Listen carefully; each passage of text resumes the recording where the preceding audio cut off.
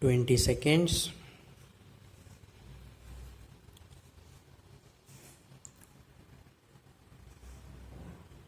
Be ready. 10 seconds.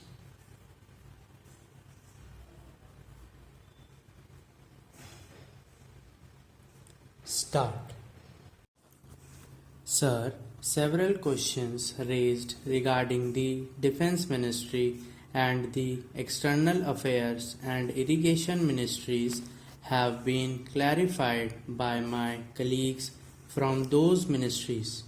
My task, therefore, has been simplified to that extent. Before I go to the questions, financial and economic, raised by several honorable members, I should like to clarify one or two points which are more administrative than economic or financial. One of them was raised by my honorable friend.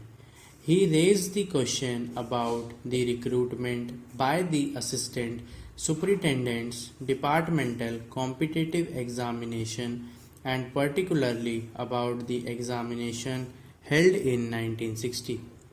He said that about rupees 6 lakhs were spent for the 1960 examination and later it was declared that no vacancies were available. He therefore suggested that a definite procedure should be there and the examination should be held according to the vacancies declared in advance, and all persons who have qualified in that examination should be eligible for promotion or for appointment. Sir, I do not know whether the honorable member knows how these vacancies are filled. He probably refers to the section officer's grade in the Central Secretariat Service. This is filled 50% by direct recruitment and 25% by departmental competitive examination open to the assistants, that is the next lower grade, and the rest 25% by promotion of the assistants on the basis of seniority subject to fitness. The examination, therefore, that he was referring to was a departmental competitive examination for filling 25% of the vacancies. It takes about 1 year for the Union Public Service Commission to declare the results of the examination from the time they take up the question of the examination. It is not therefore possible to declare the number of examination to be filled in from the very beginning. To declare them just when the results are out is more realistic, and that is what is done. Sir, if the examination is treated as qualifying examination, a number of persons who will thus become eligible for appointment will be quite unrelated to the number of vacancies to be filled in, and then the very situation which the honorable member wishes to avoid would arise. It would not then be possible to hold any of the examinations at regular intervals, and promotions against this quota would become very fitful.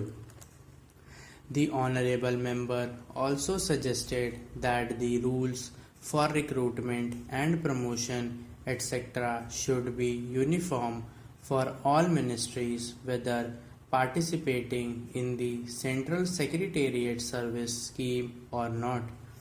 It must be, and this is so, except for the Ministry of External Affairs and the Railways. These have different rules, but these rules are very much similar and there is not much difference. But because these persons are recruited for different purposes and by different agencies, they are separate. Therefore, his purpose in saying that there should be uniformity is almost carried out. The only difference is that the Ministry of Home Affairs does not control the services in these two ministries. Then, sir, questions were raised about backward areas and the backward states and also about the city of Calcutta. If the budget is properly scrutinized, it would be found that assistance is provided for the states, particularly the backward states, and the Finance Commission, which assesses the overall requirements of the states, takes into consideration and makes its recommendations, which are carried out every time the Finance Commission's recommendations are received, and they are received periodically according to the Constitution. Sir, I would like to give the total amount paid to the states on this account. The main objective of planning is to create conditions in which living standards are raised in a sufficiently reasonable level and all citizens are given full and equal opportunity for growth and service. The plans seek to provide a balanced emphasis on increase in production and thus employment. The development plans are thus accepted as the means for ensuring equitable development in the field of social services. There is no reason to suppose that the needs of the less fortunate or prosperous states are being neglected, but it would not be proper to expect that all these differences could be wiped out now immediately.